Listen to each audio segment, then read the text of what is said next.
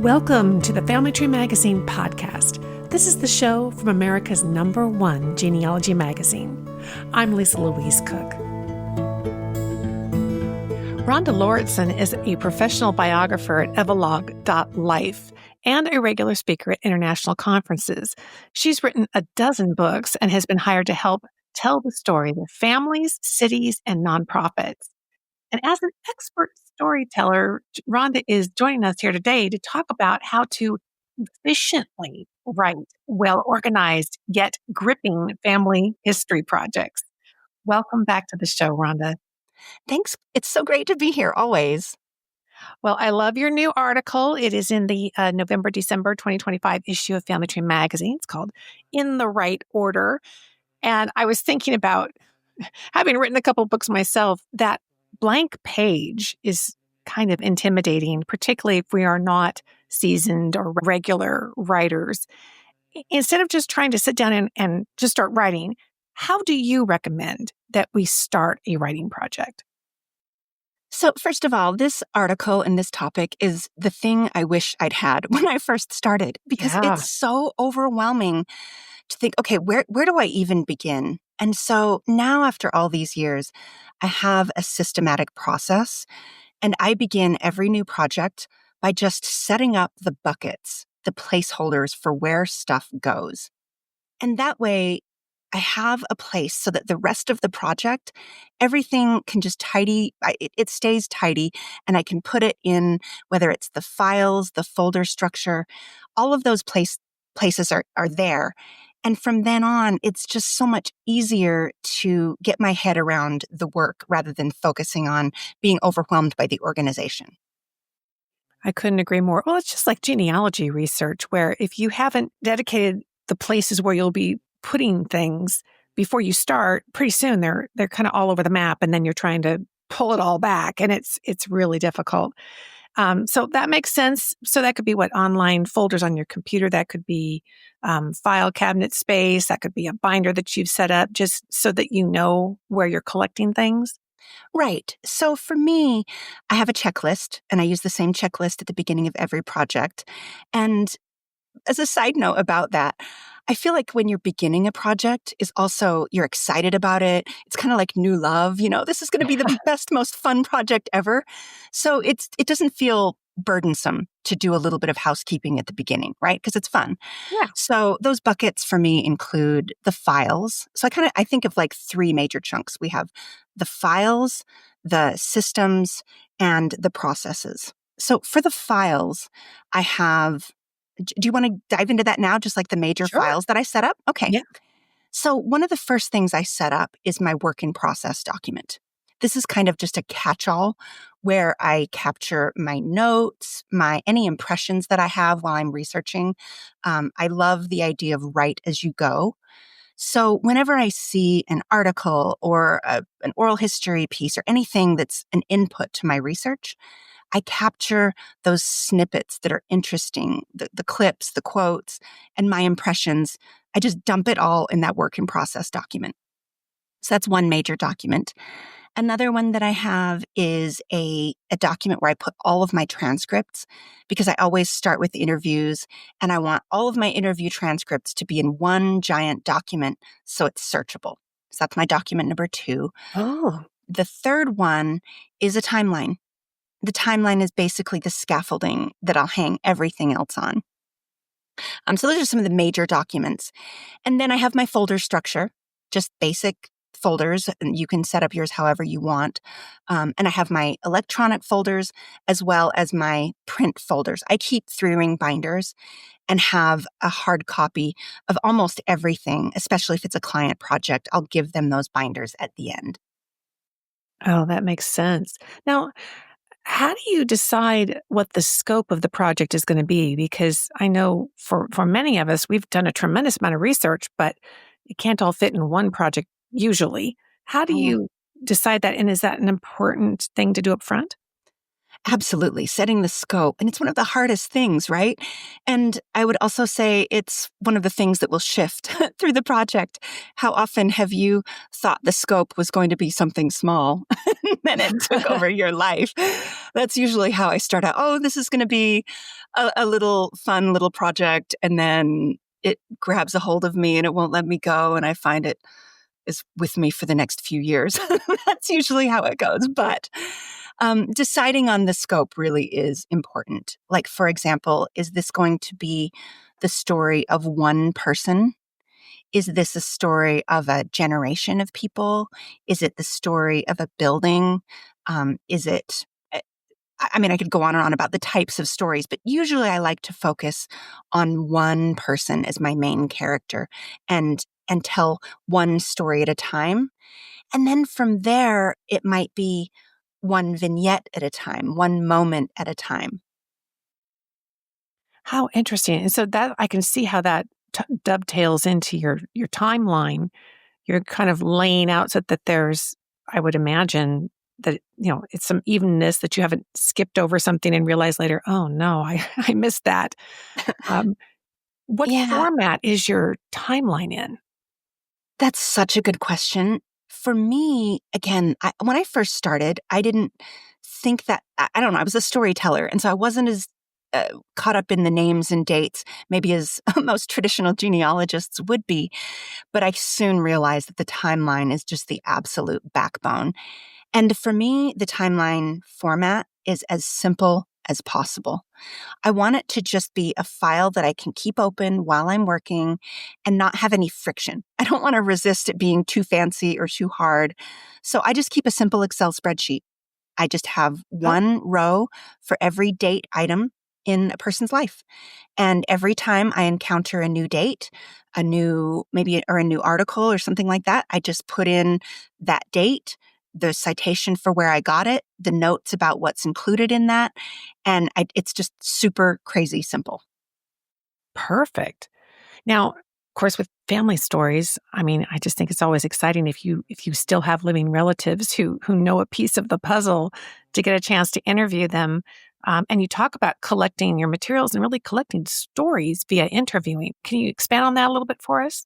Yes. So we've set up our project. We have our basic buckets. The files are set up. The very first thing I do after I've set up those buckets is interview somebody. Even if there are no living relatives, I want to find out who knows anything about this story. Maybe there's a family historian or family genealogist who's kind of the keeper for this family. I want to talk to them and find out what's in their brain. Or maybe if it's a community story, I want to find out who's the local person that will have the most insight about this story. And I'll just ask them, what do you know? Who should I talk to? Where should I look? So you might not think of that as an interview, but it really is. And you'll be amazed at what those keepers have in their brains and what they'll be able to give you from a high level overview. And then, as you mentioned, Lisa, if there's a living person that has any connection to the story, whether it was their parents, their grandparents, maybe they lived in the place, I absolutely want them to tell their stories and their memories because there's no more enjoyable way to capture a story and no richer way than to capture their language and no better way to get the meat of it, which is the stories. Yeah. What's your favorite tool for capturing those kinds of interviews on the fly? It depends on whether it's in person or by phone. We have different tools depending on how someone is reachable. Right. Today, so many of my interviews are via Zoom. And it's amazing that even people that a few years ago would have been reluctant to use that technology have now embraced it after the pandemic. Grandparents are on Zoom so they can connect with their grandchildren. So that's an easy way where you don't have to drive, or if distance separates someone, you can get the video, the audio, and with a professional membership or a professional plan, you can get the transcript right in Zoom. So that's been a wonderful tool. And if I'm in person, which it's always amazing if you can be with someone in person in their home or in their space, I love a digital recorder. And my favorite digital recorder runs about $50 US. It's an Olympus Hmm. WS8. I have the 852, but I think it's now up to about the 882 or 883. If you're getting it online, just get whatever is like the most recent model. But there are other digital recorders. Sony makes a good one, but I just love that mid price point digital recorder. But I also have an app on my phone. And if I don't happen to have a digital recorder in my pocket, I will, there's always an app on my phone. Yeah, that's becoming more and more, it seems like the go-to. I just recently bought Movo wireless microphones, which is really nice. It could be a companion to the writing project if you're going to do a little video or you want to use the audio in some other way. Having a little microphone clipped to each person, you get such better sound quality. It's amazing that your phone can do it It is just by having a amazing. little clip on mics. And they're not overly expensive, and it No. is amazing how much better the audio quality gets. And if that's one piece of advice, I would say invest in the audio quality because a person really comes to life when you hear their voice. And people will forgive bad video, but they won't forgive bad audio. And That's true. you know this probably more than anybody, Lisa, as a podcaster. But it doesn't take a lot of money to make a huge improvement in how someone sounds. Well, here you're already talking about bringing a lot of stuff together. Perhaps somebody's already done a bunch of research. Now they've conducted a few more interviews. We have the timeline guiding us. How do you recommend that they actually start putting that narrative together? Yeah. So we talk about that work in process document where you start capturing your impressions and your thoughts. And when I actually start the writing process, so let's say I've got all my impressions and at least enough in my head that I'm ready to start writing, I do a life story pretty well straight up along the timeline. I'll just start capturing the vignettes that I want to cover from beginning to end. And that's a basic outline, right? So my outline kind of follows the timeline, and I don't usually get too fancy with the order in which I will structure that story. So that's pretty basic. I just start writing it in order. And then once I've cranked out a first draft, then I look at what I have and then I start looking for the emotional heart of the story. I look for those moments that I really want to amp up. I look for pacing. And that's when I use more of a storyboard to help me make sure that the emotional pacing of the story meets all of the sort of, again, pacing that you would want that would make a story satisfying to readers. So that's kind of an editing process that I do once I have the broad narrative captured. Does that make sense? Yeah. And you've used the word a couple times, vignette. I'd love to have you expand on that a little bit because I think it's such a wonderful way to make writing a little more bite sized, which helps it not be so overwhelming. Tell us more about what these vignettes are. Yes, I am so glad you asked that question because really vignettes are what bring the story to life. So a vignette, a definition would be just a short little self-contained story in which something happens. Okay. So the difference between a vignette and just a memory, a memory might sound like when we were kids, we used to go down to the railroad tracks and we would put pennies on the railroad tracks and have it, the train smash it. We used to, we would. Those are kind of broad memories about time and place. A vignette is a little story when something happened. So you would start a vignette like, one day in 1982, my brother and I went down to the railroad tracks, dot, dot, dot. And can you hear how that sounds different? On this day, something is going to happen that's interesting. Mm. And vignettes are the best way to write life stories because they help you decide how much to include and how much not to include, right? When you're telling a little story about that day, you need to set the time and the place and who's there. And you want it to have a beginning and a conclusion, right? Something happens, and then there's an ending to the story, and hopefully maybe a lesson that you learned or something that changed your life in some way, right? Something good about this particular day. Yeah, that makes total sense. And as you're talking about that, I'm visualizing, oh, people might have photographs or there might be a record or a newspaper article about what happened that day. There could be a lot of content. And I guess we probably can't include everything. We're going to be tempted that we want to. How do you decide? Do you have a criteria for what makes the cut in your book and what doesn't? Yes. And that's such a good question, right? Because we have so much detail often in our research. Well, it's usually one way or another. We have way too much or almost nothing, Yeah. right? Yeah. Um, but often with our research, we just have so much good stuff to share. And my criteria is, does it serve the story? Hmm. I'm looking for what I call the well-chosen detail. One detail that sort of stands in for all the rest that really brings it to life. So these details would include the description of the person, and those descriptions you want to be to help bring the person to life. Things about their looks, but also about their personality, their mannerisms, the way that they dressed. So you have details about a person. You have details about the setting, the time, the place, the era, the personality, the tone. And then you have details that relate to the plot line, right? You might include a detail early in the story. Let's say it's a whole book, you want to plant certain details so that you can call back to them later. So details that relate to the plot. I like that. That brings continuity to it, doesn't it? That's absolutely right. And readers love callbacks. So if you're going to include a detail, make sure it's important for some reason. Don't just include it for no good reason at all. So you Right. just enough so that the readers can fill in the rest. You don't want to go on with descriptive detail. And would that be the same criteria you would use in selecting photographs, images, things that are going to illustrate this if you are going to be including those kinds of items?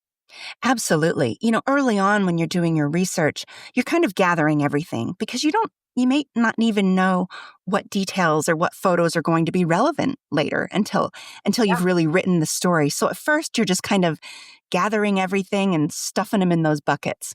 Later though, you'll include those details or those photos that really bring it to life and that illustrate everything else. And photos are such a great way to prompt stories and memories as well. So as you're doing the gathering process, be sure to use photos as story prompts, both for yourself and in your oral history as well. In the article, you have a list of tools of the writing trade, and there's a wide range of things because a writer does need so many different things from scanning items to being able to create graphics, backing up their files. I'd love to have you share what some of your favorites are. And of course, I can just see from the list, many of these all have, at this point, AI somehow built into them. There is part of the functionality of the tools themselves. And so I'd love to have your thoughts on AI and the role that it's playing in creating a writing project like this. Oh gosh, yes, AI has become such a helpful assistant. But before we talk about how to use AI, let's talk about how not to use AI. The first rule I would say is never delegate your voice, Uh-huh. right? Your unique phrasing. Don't polish it up and scrub out your voice because your language, the way you really speak and the way you write is so much more interesting in its imperfections. So don't let AI, you might look at it and say, oh, that sounds so much more professional. Sure, you can clean up some grammar and you can clean up the punctuation. Let it do that. But don't let it take away the personality, even in the imperfections. I'm finding I'm leaving more imperfections in my writing than I used to, just so it doesn't sound like AI. So, Yeah. so we want to keep our voice. But one of the things I'm having AI help me with a lot is the timeline. So let's start by saying you've done an interview, you have it run a transcription, right? So whether it's you run it through a transcription tool like Zoom will give you an automatic transcription. My go-to transcription tool that I just really like, I don't get paid by them or anything, but I really like Happy Scribe. the transcripts just come out so clean and beautiful, and it detects who the speakers are. You can edit the transcript and listen to it right in their interface. So it's just become such a helpful tool compared to back in the day when I used to have to use a dictation machine and a foot pedal. So that's come a long way. And then, so you run a transcript. You can have AI write in Happy Scribe or another AI program give you a summary of the transcript, which is helpful. And then I have AI extract the timeline for me. I Mhm. have a prompt that says pull every date, every major life event, give it, don't make any stuff up, don't make anything up, pull the actual events, and then give me a bullet point of the events and give me a citation of where you got it, the timestamp, and then format that citation in Chicago Manual of Style. Wow. Yeah. How much more we can get done and put more of the energy into the creativity side of it because it's doing some of these task-oriented things. It's really truly amazing. It is. I mean, that timeline used to take me so much manual effort. And now to just have it do it at a push of a button and have the citations formatted, I mean, it's just a joy now. I do double check everything, then I Mhm. copy and paste it into my transcript document, into my Excel document. So, Rhonda, here we are, knee deep in our writing. Where specifically are you doing your writing? What tools are you using to pull that all together? Yeah, that's a great question. So, if the project is relatively simple, I will just use a basic Word doc or a Google Doc. If it's, and by simple, I mean maybe the final project is going to be less than 50 pages. Hmm. With that, it's easy enough to just organize using a table of contents and other formats in just a regular document. But if my project is going to be a full book, like it's going to be more complex, I find that Scrivener is so much easier to keep everything organized and moved around. So Scrivener, that's spelled Scrivener. And Scrivener is really for complex writing projects. And in Scrivener, you have the ability to create a nested outline. So you can expand and contract it with as many levels as you want. So it's almost like a folder structure, but within each folder, you have little short vignettes or little Mm. sections that you can expand and contract. So you can look at your chapter outlines, your whole book outline, or you can collapse it and only look at a little bit at a time. But then within that, in your writing pane, you have the place where you're actually doing your writing. You also have like a notes and a research section.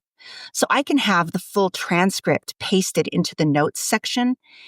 Whereas there's in the middle where I'm writing, I just have this nice blank screen where I'm composing, but on the right, I can be looking at the transcript and the outline, and I can move around those cards just by dragging and dropping sections. So it's just really easy to keep things organized. You can have two sections open at once. I know I'm getting in the weeds about Scrivener, but that's kind of why you would use it for complex projects. And when you save that project or export it out because you want to get it into publication, what format would it be exported as? You can export it in several different formats. You can export it as a Word document, a Oh, PDF. You could even export directly into like a Kindle document. So, and you can export pieces at a time or the whole thing. It's really powerful in terms of how you want to export. great. Well, you mentioned at the beginning of this time talking together that you kind of wish you'd had this article when you first started.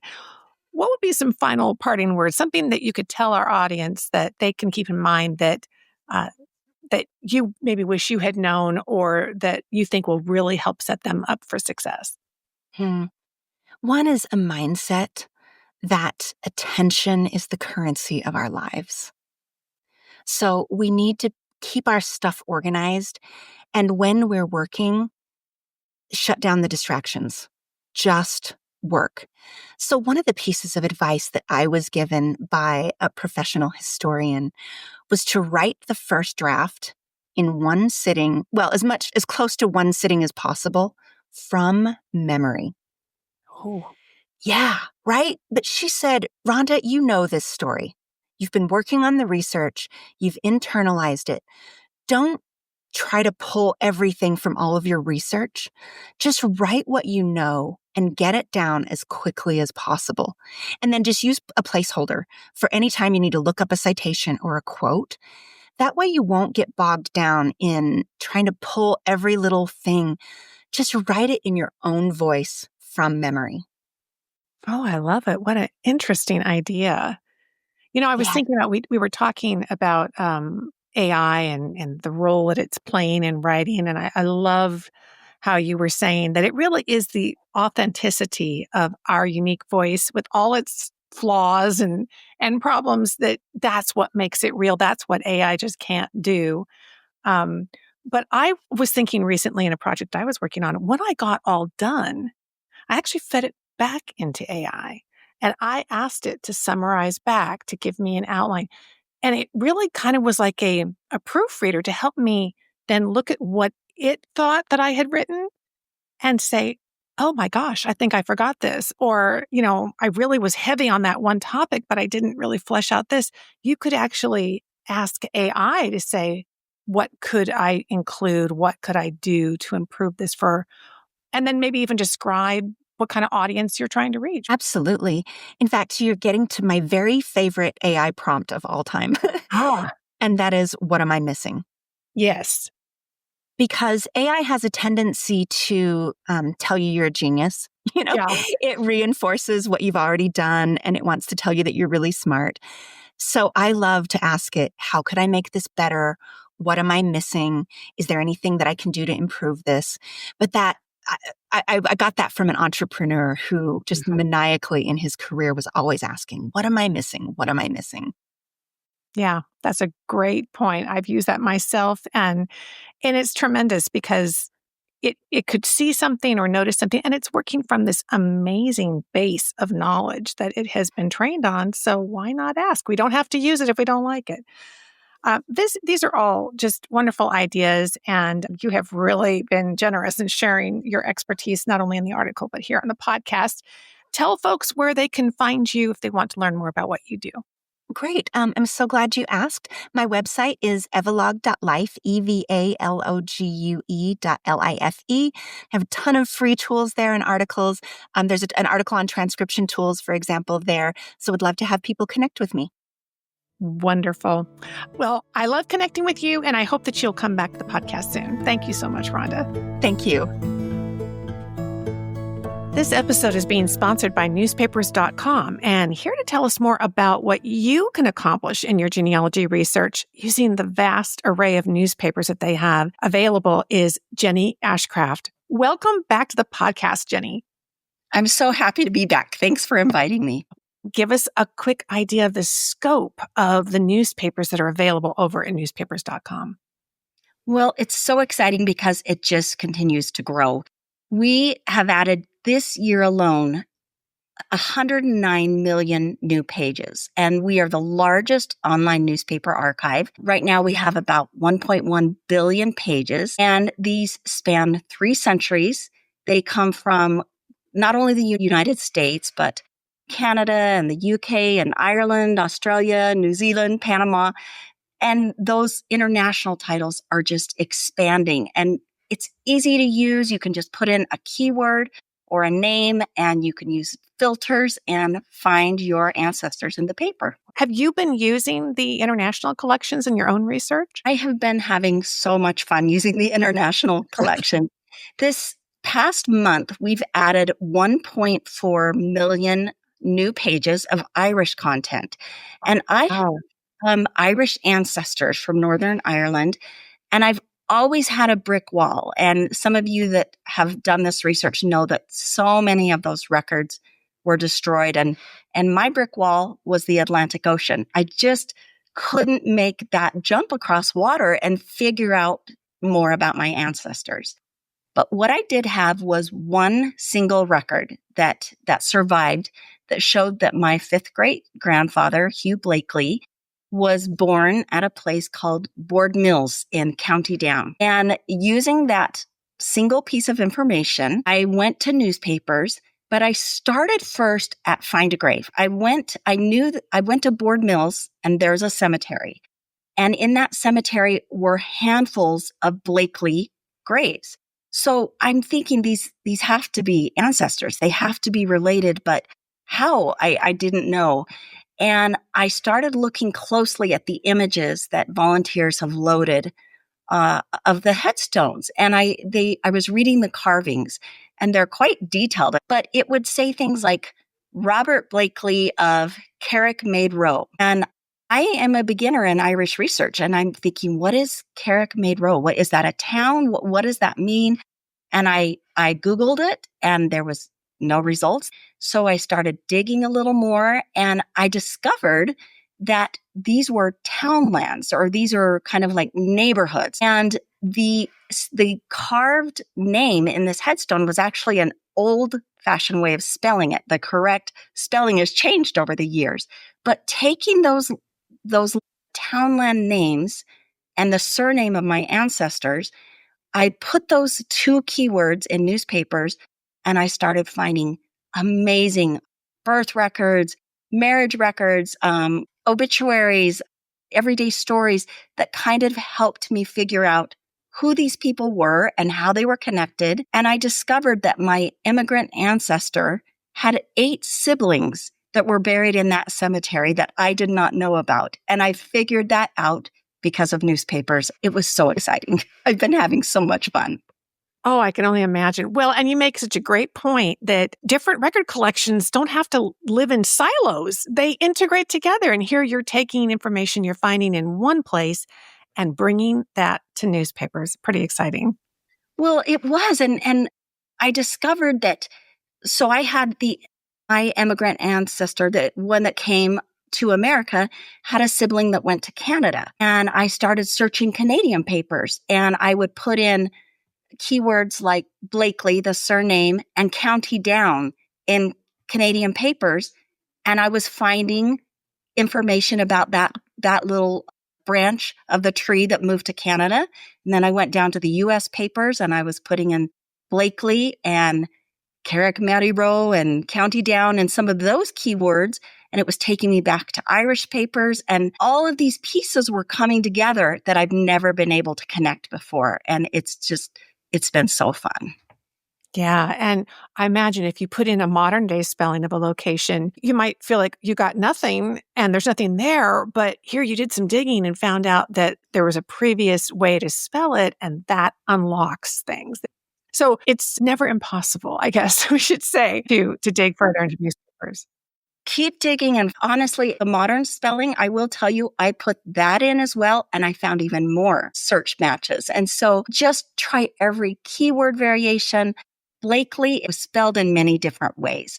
Yeah. And so I would use wildcards, in my search of the name, and try to pick up results that might include the variations of the spelling of this name. And I came across one clipping that was so cool. It was in a Belfast paper in 1852, and it was a letter written and signed by 8 men to the captain of a ship.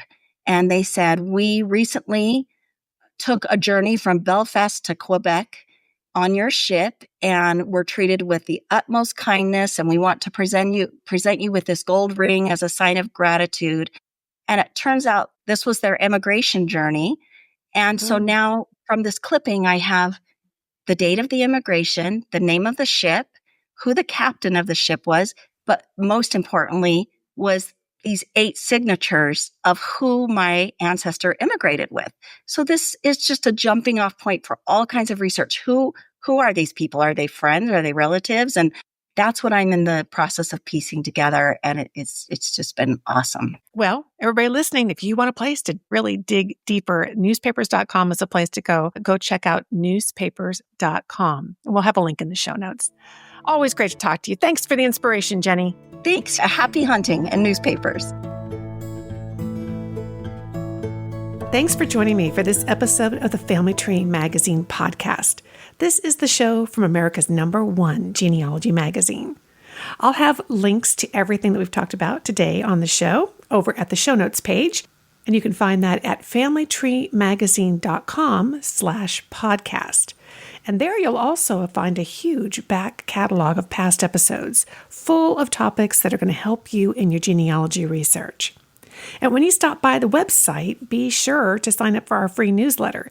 That really is the perfect way to stay in touch with Family Tree Magazine and get all the latest and greatest news, plus the announcements of each and every new podcast episode. I'm Lisa Louise Cook, and I hope that you'll come by and visit me at my website, genealogygems.com. And there you will find the Genealogy Gems podcast and a link over to our Genealogy Gems YouTube channel. So until next time, have fun climbing your family tree.